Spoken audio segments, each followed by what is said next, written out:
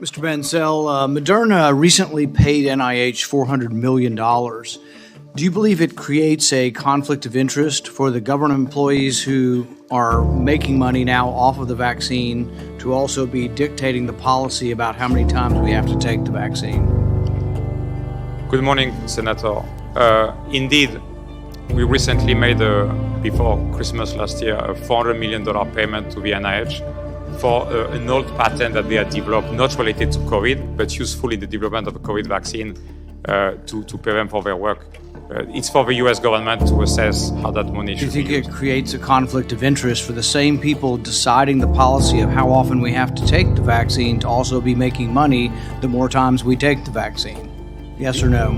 This is for the government to decide, Senator. You have no opinion on whether or not it creates a conflict of interest. Is there a higher interest or a higher incidence of myocarditis among adolescent males 16 to 24 after taking your vaccine? So thank you for the question, Senator. First, let me say we care deeply about safety, and we're working closely with the CDC and the FDA to Pretty much a yes or no. Is there a higher incidence of myocarditis among boys 16 to 24 after they take your vaccine?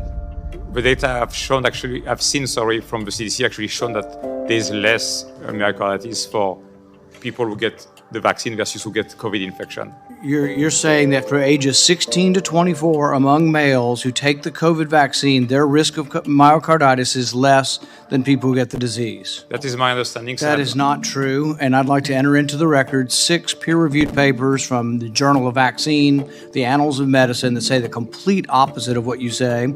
I also spoke with your president just last week, and he readily acknowledged in private that yes, there is an increased risk of myocarditis. The fact that you can't say it in public is quite disturbing. Do you think it's scientifically sound to mandate 3 vaccines for adolescent boys?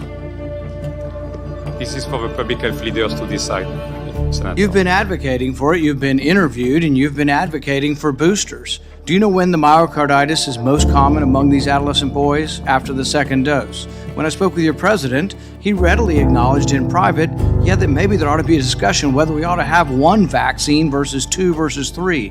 If 90% of the myocarditis comes after the second dose, why don't we have a rational discussion about 1? Marty McCary, a physician from Johns Hopkins, has said exactly the same thing. It's been discussed, and yet we have this ridiculous notion from the CDC. So the CDC says, and I'll ask you this question. Let's start it as a question. Your 16-year-old's had COVID. Your 16-year-old gets better and now has recovered from COVID. You vaccinate them and they get myocarditis. Are you going to give them 2 more vaccines? Your child, give them 2 more vaccines? I'm not a clinician. I will have to discuss. You have children. I do. Have you vaccinated your children? I have. How many times? 3 or 4 times. 3 or 4 times.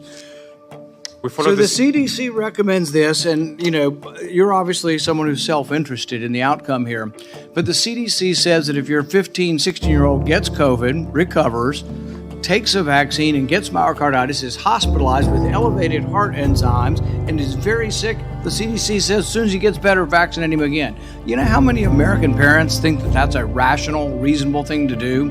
Do you know how many countries don't do this for children? Sweden doesn't offer the vaccine for kids under 12 unless they're at risk for severe disease. And I agree with that. I'm not saying never on any of this. I think it's a very reasonable position to say kids at risk or have some diseases that there may be a reason for vaccinating some children. Finland doesn't recommend it for under 12 months. Norway also. England as well. France, Poland, Germany, Switzerland, and all vaccinate 12 and up. So we got half the world who have looked at these studies.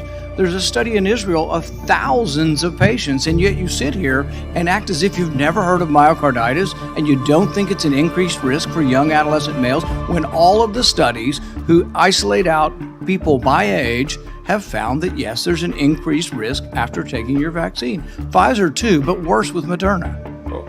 There's an increased risk, Senator. I was comparing it to somebody who gets COVID. Well, that's also not true either, but there's an increased risk of getting it. But even when they compare it to the disease, there are many papers out there that do show that there's more of a risk of myocarditis after vaccination. So you have to weigh the risk and balances. And you are right, you're going to make less money because you're going to try, and they're already trying, the CDC's got it on their schedule, they're going to try to force all the kids in America to do this through school. But guess what? Parents aren't going to do it. They've seen that COVID is not deadly in children, and you're right, it's become less deadly over time. Your market's going down, so you aren't going to make as much money. I'm all for you making money in an honest way, but I don't like the idea that the people making the decisions in government are also receiving money and are now conflicted in their interest. Thank you, Senator Paul. Senator Casey.